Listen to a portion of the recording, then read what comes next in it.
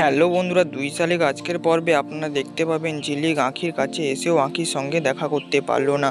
বিস্তারিত জানতে ভিডিওটিতে লাইক দিয়ে আমাদের সঙ্গে থাকুন। আঁখিকে যখন পিয়ার্কের গুন্ডারা তাড়া করছিল তখন সেই রাস্তা দিয়ে শিবরাত্রি উপলক্ষে অনেক ব্রতরা যাচ্ছিল। তখন আঁখি তাদের মধ্যে লুকিয়ে যায় আর গুন্ডারা আঁখিকে না খুঁজে পেয়ে সেখান থেকে চলে যায়।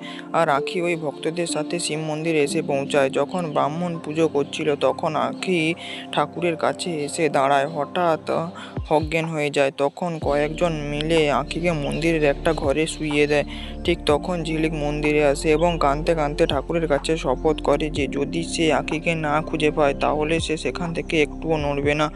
অপরদিকে সবাই মিলে আঁখিকে ওঠানোর চেষ্টা করে, কিন্তু আঁখি কিছুতেই ওঠে না।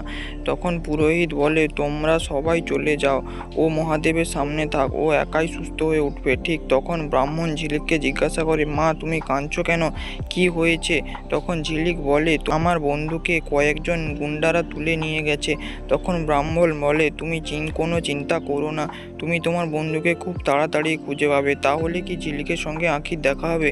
বন্ধুরা, তোমাদের কি মনে হয় তা অবশ্যই কমেন্টে জানাও। আর ভিডিওটি যদি একটু খুব ভালো লেগে থাকে তাহলে ভিডিওটিতে লাইক দিয়ে চ্যানেলটিকে সাবস্ক্রাইব করে পাশে থাকো।